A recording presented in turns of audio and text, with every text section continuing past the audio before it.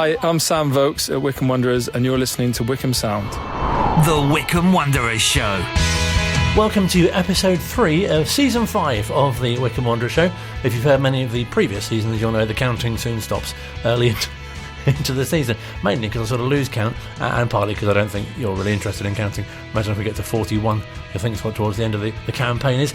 Coming up in the next hour, we'll hear from Phil. We've got our match briefing, looking back on Tuesday night's defeat in the Bristol Street Motors Trophy opening group game at AFC Wimbledon. We'll look ahead to the visit of Rotherham, who are coming on Saturday. We'll tell you about a new signing that the club has got on a season-long loan this week. Yesterday, in fact, and also we'll hear from Ryan, who works at the club in 2 capacities, in the ticket office and also as a supporter liaison officer as well. That's coming up thanks to the Wycombe Wanderers Ex-Players Association. We'll hear from committee member Colin Smith on a bit of a special subject this week. Also is something to do with Saturday's game 2. We'll hear more from Matt Bloomfield ahead of the kick-off on Saturday against Rotherham, and fortunately to sit down with the Wycombe Wanderers women's manager Carl Simon as well ahead of their season opener as well, so we'll be hearing from him a little later on too. But first, let's chat with Phil. Look back on Tuesday night's game, which could well have been the first win of the season. Should have happened, really, Colin. Yeah, we had the chances, and you know, it's the harsh lesson of football, isn't it? If you don't take your chances, then you don't win games, and that was a fantastic example of that on Tuesday night. We had chances in the first half. I thought Vokesy was very unlucky to hit the base of the post with his chance, which was not a straightforward one, but he looked disappointed not to score. Dan Udo had a fantastic opportunity with a header very close to goal that he couldn't believe he missed. And then 60 seconds before Wimbledon's late goal, Richard Kone had an absolutely glorious chance, which he was furious with himself for not taking. Wonderful ball in by Tyreek Backinson, who had a decent game on Tuesday. Kone did all the difficult stuff, took it down well and beat his man in the box, and then he seemed to maybe sort of lose sort of his whereabouts a little bit. Maybe thought he was further to the right than he was, and sort of flashed it back across the face of goal and past the post, and almost more difficult to miss really from that angle. I mean, the positives though are we're creating chances. If we were losing games without doing that, that would be more concerning. But we need to find that shooting boots really, because some of the build-up play certainly deserves goals, and I'm hoping that it will start on Saturday. And the managers, hearing from him after the game as well, sounded like there were positives for him to take from it as well. Yeah, I think like we've been saying, you know, the positives are we're creating the chances. The negative side of looking at that is that we need to take them. We've hit the post and the bar a few times as well, but it was a largely positive Matt Bloomfield I spoke to after the game. You know, we went to Wrexham, I think had 17 shots. We went to Northampton last week, scored 2, could have scored more. And yeah, we played with a real character and personality tonight. I really enjoyed the way we passed the ball. We know against a back three of wing backs and try and get our full-backs on the ball as much as we possibly can. And we created some real good opportunities. But unfortunately for us, we didn't put them in the back of the net. And yeah, we obviously paid a heavy price at the other end. Yeah, the glorious chance was one from Kone, and then 60 seconds later, the ball's in your own net. Yeah, I think, you know, if you're not going to score at one end, you have to keep the back door locked. I think it was there, you know, barely got in our half, let alone 18-yard box second half. But there's lots of positives to take from the evening. 5 development boys getting on the pitch and trying to promote young and trying to promote our own. The style in which we played and the opportunities we created. Yeah, even with 10 men, when Lukey unfortunately went off, we dominated the ball and still creating chances at the end with 10 players. So yeah, I'm really pleased with some of the stuff we played, the philosophy and the style with which we're playing. But yeah, obviously disappointed to lose again. Injury to Luke Leahy at the end there looked to be serious. Yeah, I've just been and see him. He's in a bit of pain in there, so we hope it's not serious. But we have to give it 24 hours, 48 hours, get a scan on it, see how it is, and see how that settles down. You know, Lukey's just an absolute diamond. Has been incredible for our football club in the time that he's been with us, and we hope it's not too serious. But we have to take a moment and see how it is. Still 2 more games though in the group, so plenty of opportunity to get out of this group. Yeah, too right. Yeah, we want to win the group. We want to get through. We want to progress in the tournament. That's why there was a mixture of senior and youth tonight. We picked a team that we believed could go and win the game, and on reflection, the performance, and we could have done that absolutely. So yeah, we want to get through in the tournament. So we need to make sure that we make sure we go for the next 2 games and do it right. But also, it's nice to hear, isn't it, from the manager's positivity, because I think, fans just see the result or hear the commentary from the game or at the game as well, and just think, that there were, elements of it that we can take into this next league game on Saturday. Absolutely. Fans will look at results, and of course, results is what football's all about. But there are many, many things that factor into a result, and so when things don't go quite so well, there are things that can be looked at, analysed, and implemented into the coming games. So I'm sure that's going to have taken place going into Rotherham as well. So we've had quite an analytical and data step up from even before the new owners came in as well. That was already kind of in place and happening, and it's been strengthened since then too. So there's many, many ways of looking at games and patterns of play. Of course, it will come down to goals, but you don't score goals without creating chances. So they'll be looking at Rotherham, who themselves haven't scored in the league yet this season. So something will give on Saturday. We're yet to get off the mark in terms of point scoring in the league. They haven't scored, so something will need to change on Saturday in those columns. So hopefully it's Wycombe getting their first win of the season, and hopefully Rotherham are still looking for their first goal at the end of the day on Saturday. And something which was a real concern from Tuesday night was Luke Leahy's injury as well. Yes, that didn't look nice at all. He looks to be in a great deal of pain, and this is sort of almost like a new sensation really for Luke Leahy, because obviously he had his head injury last season, but that was something that just needed time, rest and recuperation. He's not really had an impact injury or a muscle injury, certainly when he's been at Wycombe, and you kind of almost forget he's only been here for sort of one season before this one. Tuesday night was his 58th appearance for the club, which really sort of underlines his kind of reliability almost. And that includes that spell of games he had to miss after that head injury. So it'll be a tough loss, because he's shown his versatility, because he's played at left back for large parts of last season, left centre back of a three. He's also in his locker.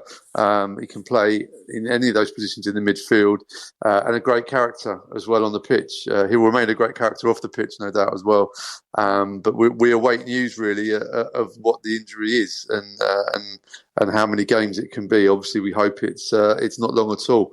But I'd be very, very surprised if he featured on Saturday. Of course, no, we wish him the speediest of recoveries. But something really positive that's happened is that the squad's been strengthened in the midfield area since that game as well. Yes, Cameron Humphreys joining us from Ipswich on loan, which is excellent. A really bright young man, and very highly thought of at Ipswich, which is good to hear as well. A little bit like Luke Leahy, can play at left back, can play in the central midfield positions as well, left-footed, and has played against Wycombe Wanderers in League One for Ipswich. And I think he's a bit of his situation at Ipswich. I think had they been in the Championship this season, would have probably stayed there and played a part in their first team. But with them getting into the Premier League and signing quite a few players to compete at the very, very top level, they've elected to get him out on loan this season to continue his development. Lots of Ipswich fans and even their captain, Sam Morsey, on Twitter saying, very surprised that he hasn't got into the Championship, a player of his ability. So, again, it goes to show that the excellent work the recruitment team do at Wycombe Wanderers in highlighting these players. And highlighting is just the start of it. Obviously being aware of what players fit the system and who could be available. But then you've also then got to get the deal over the line. And that is a huge amount of work, and also testament to what goes on at Harlington to make sure these players want to come. I'm sure there would have been other options for Cameron, and looking forward to seeing him wearing the quarters on Saturday if he's in the squad and moving forward through the season. And we've all got fantastic memories of Freddie Potts and Dale Taylor, etc. last season. So hopefully we got another good in there. No, absolutely. I remember speaking to you when the fixtures came out, and it was a tough start, wasn't it, with the likes of Wrexham and Birmingham and now Rotherham as well? Yeah, it looked difficult back in June, and it's proved to be the case. Although I think, looking back now, retrospectively, opening day of the season, that was a frustrating result for me, because I thought we did enough to get a point out of the game, at least in what was a tricky looking fixture. But defensive errors cost us on the day, and you can't do that away from home. And against Birmingham, looking at the stats, it's 78% possession for Birmingham across the 90 minutes.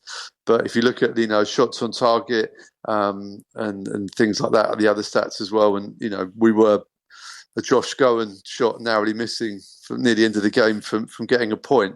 So we knew that the possession would be in Birmingham's favour on that day, and they spent £15 million on players so far in this window. But we weren't far off it. Birmingham, it's an early time to get them in the season. I think they will do an Ipswich by the look of it, settle down and get into their groove and should obliterate the division. But then, so they should, given the size of the club and the signings that they've made. But I thought we gave a good account of ourselves on Saturday. And again, without trying to sound too overly positive, we need to take the positives from that one and apply it to Rotherham, which is a team much more in our ballpark, although they've just come down from the Championship as well. Very different circumstances to Birmingham. Birmingham seem very full of optimism and hope coming into this new campaign, whereas Rotherham don't seem to have that. And they've got a win against Crewe in the League Cup to show for it. I think they won in the EFL Trophy Tuesday night as well. But yeah, they've made a lot of signings very early in the window. I think they made 8 signings by the middle of June, and certainly from the Rotherham fans I've spoken to this week, haven't sort of found their groove yet, and the fans aren't as united and as excited about the season as perhaps the Birmingham ones are at this stage. So it should be a great game, and hopefully we'll be talking about 3 points for Wycombe Wanderers this time next week, Colin. Great to speak to you. Enjoy the game on Saturday. Will do. Thank you very much. Always a pleasure to have Phil on the show. Don't forget he'll be calling the game for Adams Park if you can't make it from 3 o'clock kickoff here on Wycombe Sound and on Wanderers TV as well, where you can hear the full chat with the manager. Also been catching up with Ryan, who's the ticketing and supporter service executive and supporter liaison officer at the club as well, looking back at when the fixtures were released and some exciting starts to the season with Wrexham and also, of course, Birmingham at home. I'd say when the fixtures came out, 8-10 weeks ago now, I think fans were very excited when we saw we had Wrexham away first. I think we were all a bit very excited, and then obviously you get Birmingham as well, which we know they have a very big following, and they're very committed to their club, especially after relegation. Sometimes you can see that some fans might tail away from their club a little bit, but with Birmingham we saw their fans are very dedicated to them. And like our own home support, obviously after going to Wembley, which was very exciting, we had a very good end to the season last campaign. So I think, there's definitely a lot of excitement going around with what we've got upcoming with home and away games.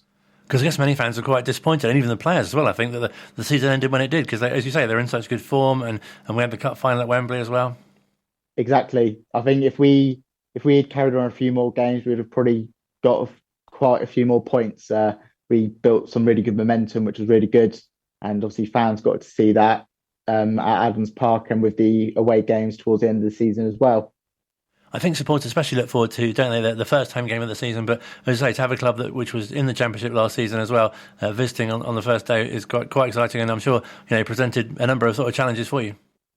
Yeah, obviously we have to say thanks to the Birmingham fans that came down. They made a lot of noise. And obviously when you get these big sides at home, and especially Birmingham being the first home game of the season, that excitement for a new season of football, obviously with all the changes we've had with Sky and the Sky deal coming in, it has meant that we've had home fans come in that some have never been before. We've had regulars that have been coming back. Our season ticket campaign has been strong as well. So it's been great to have that game first come up, to get the numbers through the gates and the turnstiles first, and just so people can see what Adams Park and what Wycombe Wanderers is truly all about. And I think as well, technology has really helped, isn't it? But I think fans can certainly get hold of tickets quite a lot easier now. Yes, we've remained with our ticket company now for the last few seasons. They've worked with us again closely with a lot of our away games, our home fixtures, and obviously our campaigns when we've been to Wembley on the few occasions we have in the last few years. And as you say, it's very convenient just going onto our website, buying a ticket. It's downloaded straight to your phone via the email that you get with the confirmation, show it the turnstile, and you're straight in. I mean, I've done tests myself where I've gone from the bottom of Hill Bottom Road to the top. And I've been able to create an account, log in, buy the ticket, select where I want to go, pay for it, and then get into the turnstile all in one go. So technology has definitely improved how people, number one, buy tickets, but how they access them as well. That's quite an impressive process, isn't it? Because I think even many fans, if they make a last-minute decision to go to a game, then it's as you described, quite easy to get in.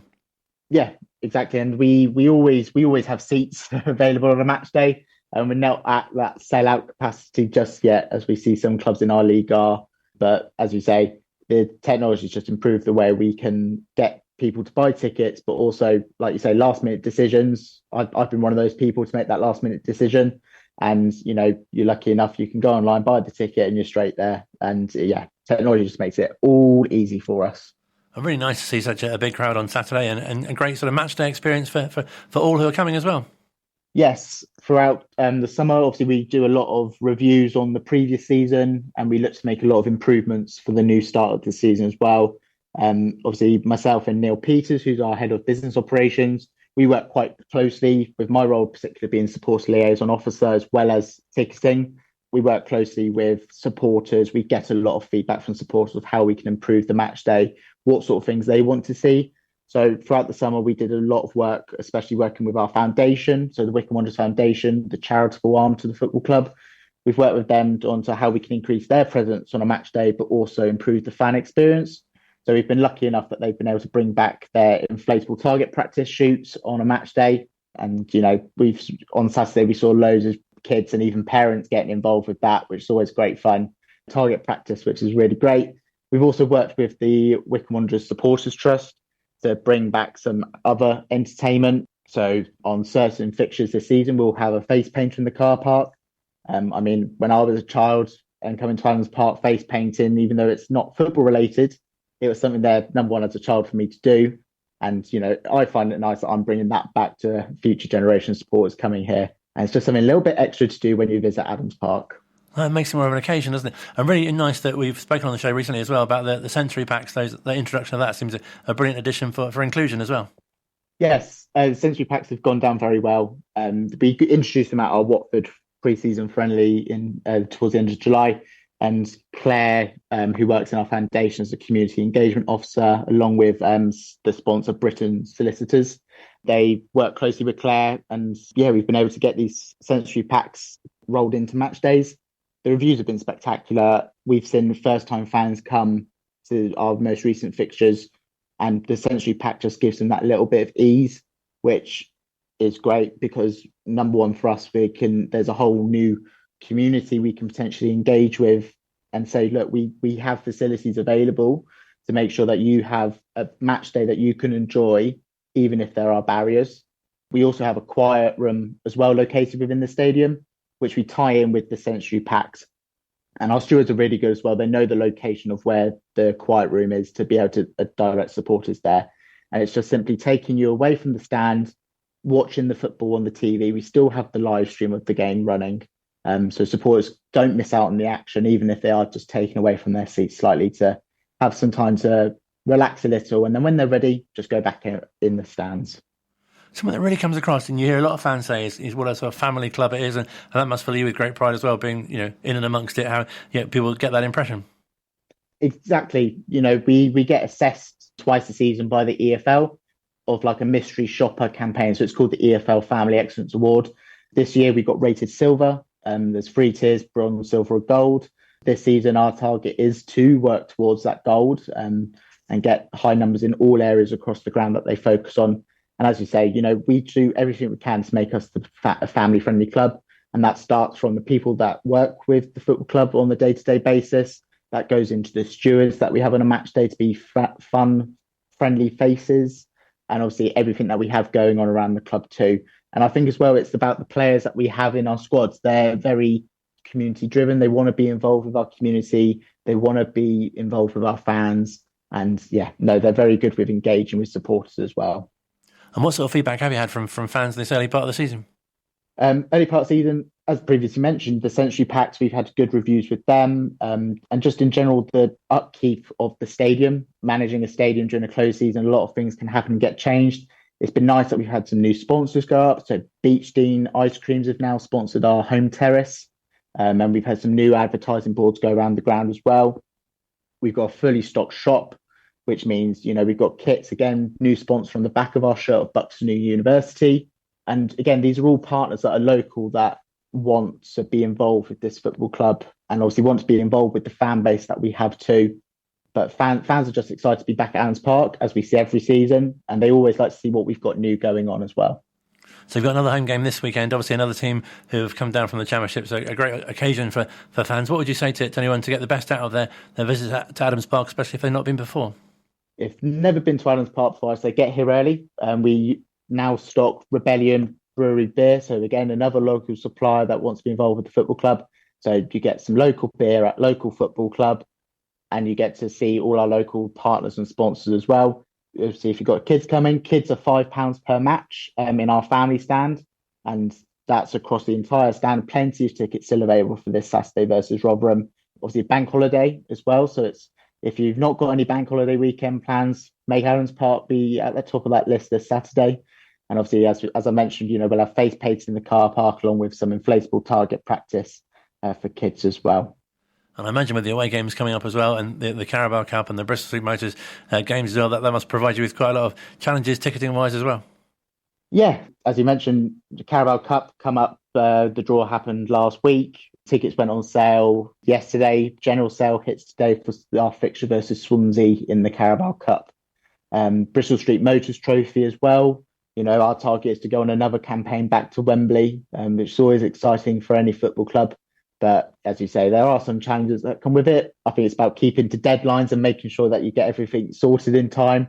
But no, plenty of tickets available for all our away fixtures as well. So if you're not local to Adams Park, but you are listening out there, come and see Wycombe Wanderers on the road. It's just as good as being at home at Adams Park, being in the away end with all our supporters as well.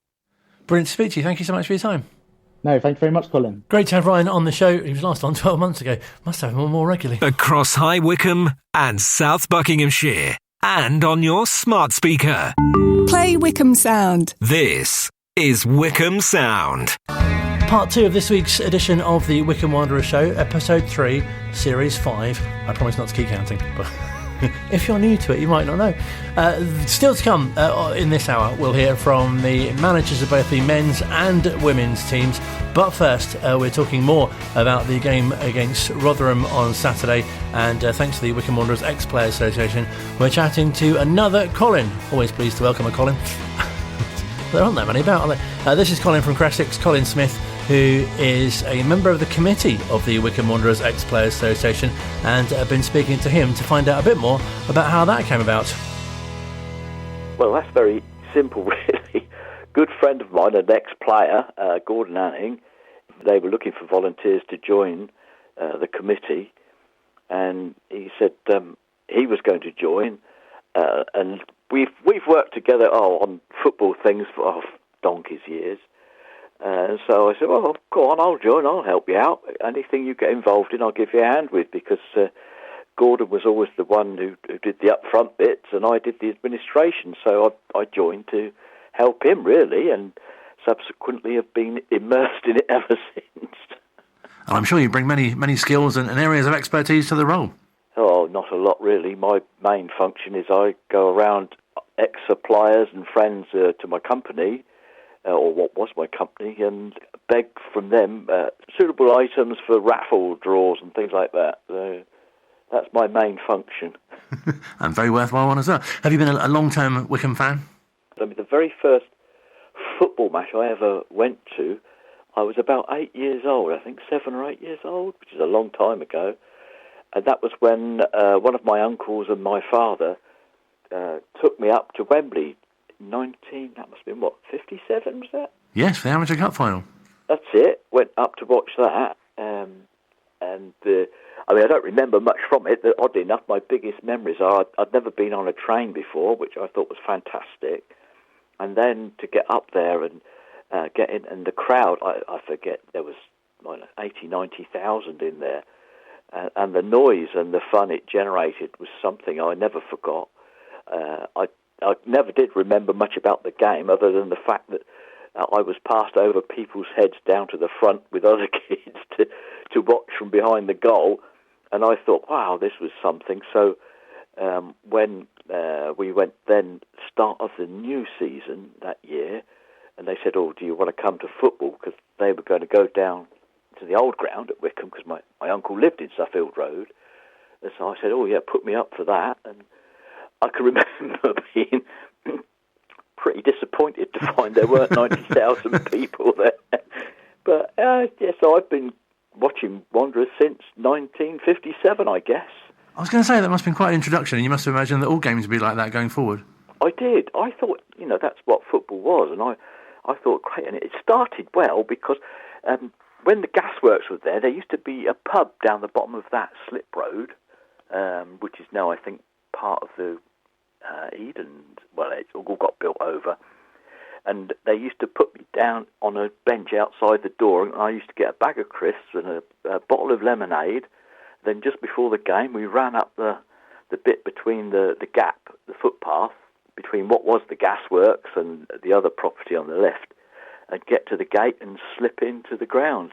And stood up behind the goals, and we swapped ends at half time. Yeah, I suppose I've been involved in going to it ever since, so... Are there any other highlights that really stand out for you from your time watching Wycombe? Well, I did all the Wembley visits except for the last one, which I couldn't make. My health, unfortunately, went down a little bit. But I've done all the Wembley visits, and they were always great fun. I used to love doing those. My company at that time, the one I worked with up in Wembley, we had a box over at the stadium. And so going up there and watching from up in that, I'd never done that before, and I quite enjoyed that. But I think there've been so many memorable moments, that watching the Blues, that it's hard to say, well, which one did you enjoy the most? And I can't really put a finger on one. The year then they did the High Street on from the post office round to the High Street on the double-decker bus, waving to everyone. I remember that ever so clearly, and that was great fun. And it's always, to me, it's always been a tremendous, I suppose, break from working. Going to do something so totally different, watching a football match. And I never really played football, not very much, and I was more a rugby player. But my son played.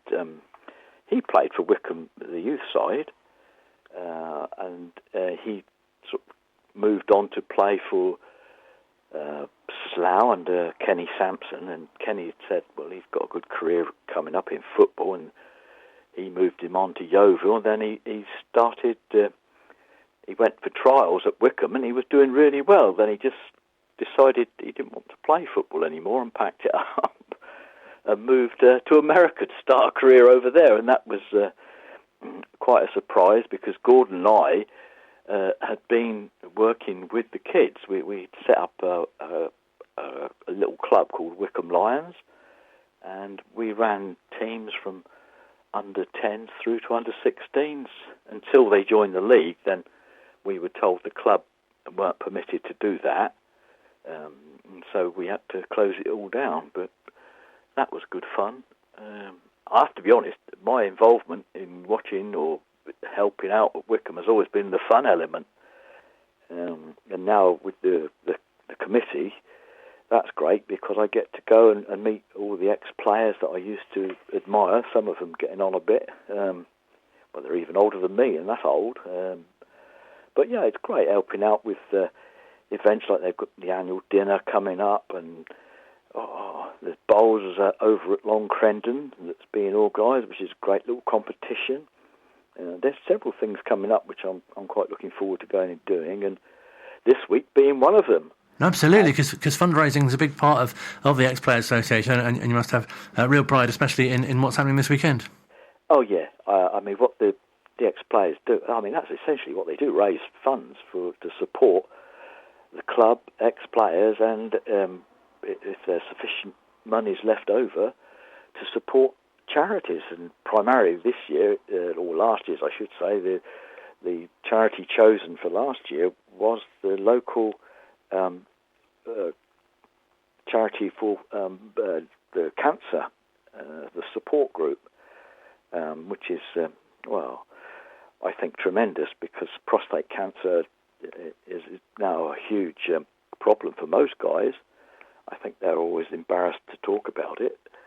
But as a sufferer, I'm more than happy to be there and assist in anything I can do that raise funds for that. And we managed to get £3,000 last year, which we're presenting this Saturday to Barry Saal, who's the current chairman, and he's coming along to the game with Andrew Scott Priestley, who was one of the founders of the support group, the local support group, and a couple of folk from Wycombe Hospital, Stephen Mitchell, a consultant, and Kezia Mitchell. But we're going to welcome them at the ground and treat them royally and give them the money which they're hoping, well, I know they're planning to spend on test kits for, I think, I can't remember how many they can get, but I think it's about, for 3,000, it's about £30 a kit, so it's 120 odd kits they'll be able to spend the money on, testing local guys for prostate cancer. And the principle being, the sooner they can catch it, the sooner you can get treated, and hopefully they can do something about it, which is all about saving lives. And if it's saving lives for Wycombe Wanderers supporters, I'm all in favour of that. No, absolutely. And these test sessions take place on October the 26th at the Wycombe Arts Centre. And you touched on, being a sufferer yourself. How are you finding living with prostate cancer? Well, I have to be honest, it's very good. But if that's such a thing you can say. I'd had another form of cancer, which surgery overcame. Then I thought I was free, but then it turned out I ended up with prostate cancer, and I was put on a new drug to try, and that has been absolutely superb. It won't cure me, I know that, but it has put a long-term block on the disease spreading any further. And touch wood, not that there's any wood in here, but it's made a tremendous difference to me. I can actually live a life, and enjoy watching my grandchildren, and in fact going down to watch the football. Things that I always planned to do when I retired, I can start doing a few of them, which I'm really, I suppose grateful for the addition to my life. That was quite something. So, and this season we're looking then at the other big problem. A lot of players, ex-players particularly, there's quite a few of them who suffer from prostate cancer, and it's I guess the symptoms of it. And so the association, some of the funds we raise, that's spent on supporting them in any way we can. If there is a little way that we can support them with something. But this year, we're going for Alzheimer's. And that's going to be the recipient of any money we can raise this year. So the more we can raise, the better. No, that's fantastic. And it's a great opportunity, as you say, to really support, especially ex-players, I guess, Harry Kennedy and Mickey Holyfield affected as well. And of course, 2 years ago, that was in August, we lost Bill Turnbull as well, who did great things for raising the profile of prostate cancer. Yeah, we did. Yeah, it was. Bill was a great ambassador for the club, and of course, it was such a shame that he went, because he was quite a character that you associated, with Wycombe Wanderers, and it was sorry to lose him. But of course, I guess that kind of exposure motivates a lot of people to try and get involved, and hopefully we can motivate a lot more people to try and get involved. And what would you say to any, I guess, especially men listening, about these tests and how important it is to sort of get checked? It's a simple blood test, but it's well worth doing. Any male over the age of 50 in particular, it's well worth doing. A PSA test will show the likelihood or the level of cancer cells in the body, in the bloodstream. And of course, as soon as that gets above a specific level, then that means they can find it and treat it.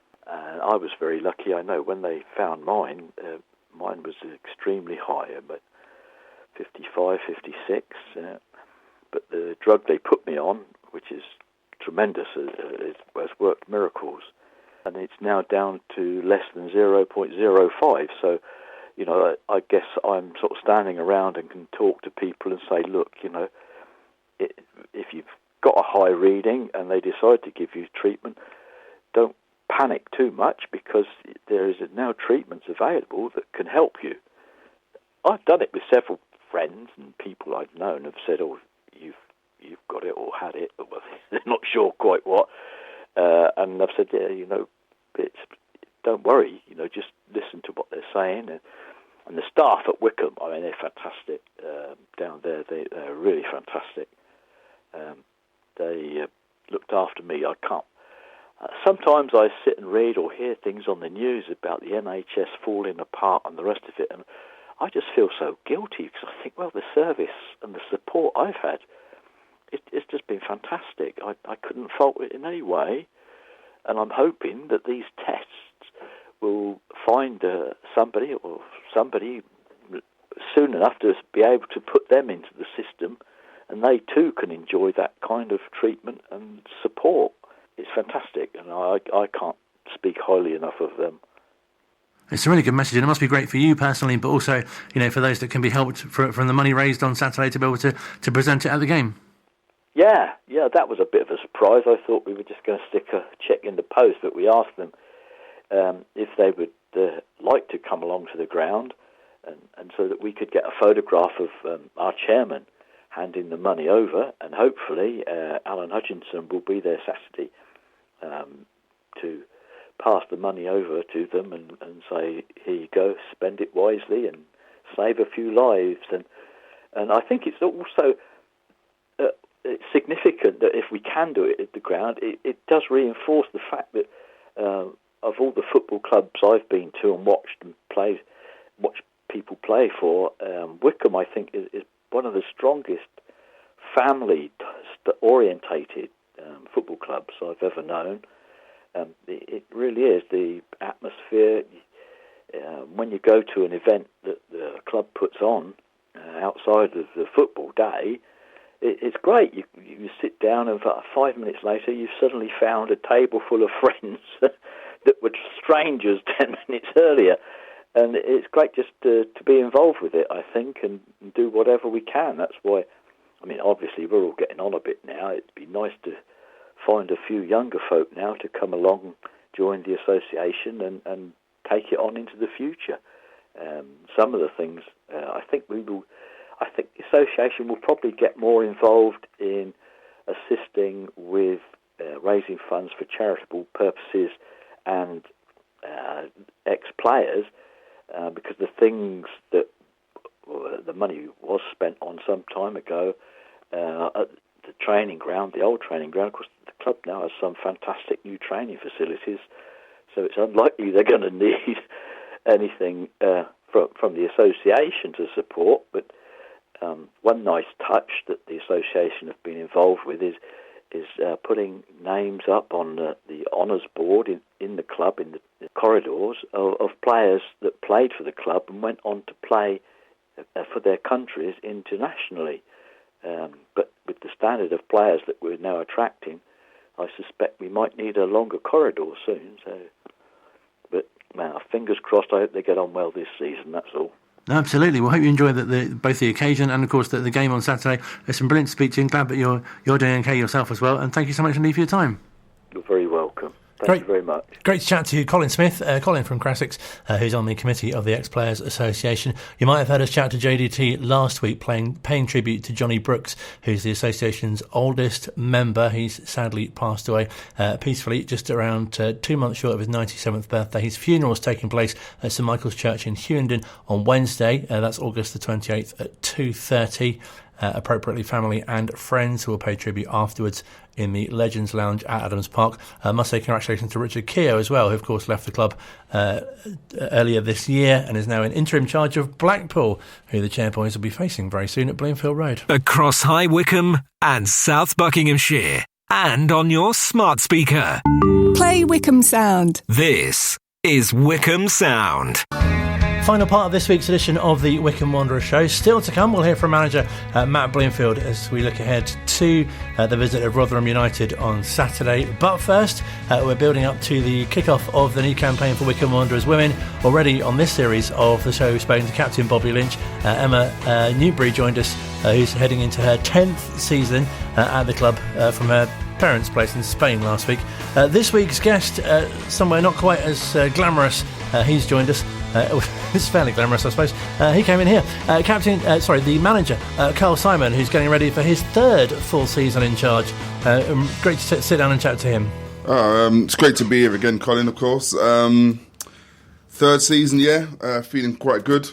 Everything's how we want it to be. We've been building for the past 2 years now to get to this point where we want to be. So had a really good pre-season and really excited.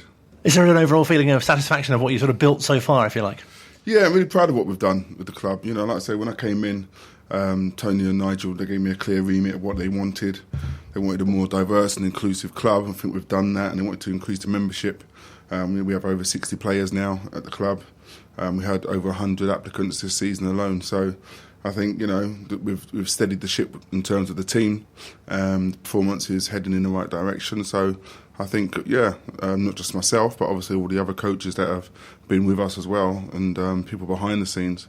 Like I say, when I came in, there wasn't many people behind the scenes, but we gave a lot of people roles to do things, from social media and, physios and, support staff and things like that, just to kind of create a more supportive environment for the players. Some people are still here, some people have moved on, but everyone's played their part in that process. Is it really pleasing to how well the players have taken to what you've brought in as well? Yeah, I think the players are happy, like I say, we've got a good membership base, if you want to call it that, we retain a lot of our players. We don't have a lot of players leave the club. Players want to stay, they want to be a part of what we're doing, so yeah, quite happy. And really nice as well that you've brought in players that you've worked with before at previous clubs that you've been at, but also some young talent that you've spotted as well. Yeah, I've been in the women's game quite a long time now, and obviously a lot of the players, sometimes you meet them when they're, especially when I was at Watford, for example, 14, 15, now they're 22, 23, and they've been around different clubs, and you always keep an eye on everyone and see what they're doing. And whenever you can try and get them back in, it's also always good to do so. And again, with the younger players that we've got, especially the ones that were at the club already, especially last season or two, we're looking at their progress all the time, trying to promote them. I think we've got, in the first team group this season, I think we've got 5 teenagers in the group. So, it's always been my thing to give youth a chance, if you're good enough, you're old enough. And really interesting as well, this season especially, you seem to have a real good blend of sort of youth and experience in the squad. Yeah, the average age of the squad's about 22. But then we do have players at the other end of it. So we have players in their late 30s, and we have players who are 16 years old. So the mix is really good, and everyone gets along really well. And like I say, the older players are really supportive. As I say, a lot of them in their professional work, they're teachers or police officers. So, they're supportive people, in their day jobs. So it just feeds into the group, and it's really good for the young players that come through to have role models and people that will generally look after them. And are you really pleased with some of the new signings that you've made going into the new season? Very pleased with the signings that we've made. Sourced a lot of players myself, players that I've been trying to sign for quite a few years, and I'm pleased now that we've built ourselves to such a stage that players do want to come to us and quite happily drop down the tiers to come to us, which is a real big feather in our cap. So I'm really pleased with the players that we've signed this season. I'm really excited to see what they can do going forward. And creativity and attacking sort of is a real area that you've added to as well. It's always been the thing that we were trying to improve on. Defensively, we were much better last season, and that was an issue in the first season. And then the second season, it was scoring goals, and not just the scoring the goals, but the creativity within the team. I think we've brought in some more creative players now that are quite happy to take that burden on and take on that role and do that for us. So our attacking output is a lot better than what it used to be, and we're quite confident and excited in what they can do. And really pleasing that the more established players have re-signed as well. Yeah. We keep a lot of players that we've re-signed. Like I say, Emma Kern is staying on for another year. Bobby Lynch, of course, captain. I think it's her 5th season, maybe 4th, 5th season. Same with Leachy, and obviously Emma Newbury, 10 years now. So we've got a good nucleus of players that have been here for a long time, even before myself, that know what the club's all about. And it just keeps that consistency, I think, and it lets everyone understand what the club's all about when they come into the club. So we're not a completely new team all the time. We do have a good core of players, and I think in the last 2 seasons, one of the things that really did hamper us a little bit was, especially some new players that came in, we build the team around them, attacking players, and then for whatever reason, they wouldn't be available start of the season. All of a sudden, in season, you're trying to, redesign your shape and how you want to attack and the players you're going to rely on. I think this season, we're in a much better position. The players that we've brought in, I know will be there. I know they'll be available, and we now have, backup. We have 2 players for every position. So even if someone's not available, and then it happens because they do have their own professional careers and family lives and everything else. Life happens, but I think now, having gone through those experiences, we've insulated ourselves against that now, and I think we're in a lot stronger position week in, week out. We were speaking to Emma on last week's show, and she was saying that one of the things they chat about in their dressing room is, they feel that they've been in this division a bit sort of too long now, and I'm sure that's something that you echo as well. Yeah, I mean, I said when I came in, I said, look, let's call it 3 years, and it's 3 years now, and the club's been here way too long. But we're moving in the right direction, and in football, whatever division you're in, the only thing you can do and want to be doing is moving in the right direction. And I think when we did come in, I think they were doing quite well under Dave pre-COVID. I think it was in the top 3. Then COVID struck, they lost all their players, and then they stagnated a little bit. So we had a little bit of bad luck, I think, over the years. When they started to make progress, then something happened that then made them take a step or 2 back. But since I've come in, we've been taking strides forwards year in, year out. So that's all you can do. It's tough to get out of the division. Only one team goes up. And like you say now, this season, you never know who you're facing. You set your stall out, you think, right, these are the teams in the division. And then we've had teams drop out, and we've had teams like Reading parachuted in. So, you don't know what you're going to face, who's going to turn up. So it's always a bit of a mixed bag. Has it been really useful in pre-season to face teams from the high division, like Chesham, for example? Yeah, we always play Chesham. It's always good to test yourselves against those teams. We don't like playing teams that we're going to play in the league anywhere. That's any point in that. You want to play teams that are going to give you a real test and expose you, so that you can see the areas that need remedy and need improvement. So we always try and overtrain, as you call it, as best as we could. Last weekend, obviously, we played a team that was from a way lower tier because our opponents pulled out. We had no choice, but we want to keep the players busy and keep some minutes in their legs. Again, this weekend, we're looking for new opponents again. So sometimes you can't always get the testing opposition that you want, but when we can, we do so. Speaking to the players at Adams Park last week, they were saying that they described sort of the pre-season as mixed. I guess in a way that's to be expected, really. Yeah, I mean, during pre-season, part of the objective, obviously, you're trying to lay down how you want to play, but also what you're trying to do is give everyone an opportunity. So, everyone gets a chance to stake a claim. We now know who we believe will be our starting 11 and those players who will be competing for places. But you have to be fair at the start of pre-season, and you just have to give everyone a clear run at it. And sometimes that's to a cost. But again, we're not playing against opponents that we're expecting to beat. We're playing against opponents who are possibly from a tier higher, or who have recruited players from a lot higher tiers. So it's always going to be a challenge for players, and sometimes the result goes against you. But in most of our games, we've had really good performances, and it's more the performance than the result that you're looking for. And we can isolate those good parts, and obviously the idea was to put them together in a 90-minute performance on a Sunday in Tier 5 against our usual opposition. And really nice for you going into the season as well under the umbrella of the foundation. I'm sure that'll be a real boost for the side. Yeah, it's nice. It brings us closer to the club even more. Like I said, the trusts were amazing for us, but with the foundation, they do have that partnership with the club, and it brings us a little bit closer. We always want to be. I'm sure equity is something that we all want. At some point we will get it, but things take time, and the foundation are here to help and assist us in that. So, we're very grateful to be a part of the foundation now. And how have you found the sessions training at Marlow Road? That must have been great for the team as well to have those facilities. Yeah, I mean, that was really nice to be there. Usually we go to the Rye.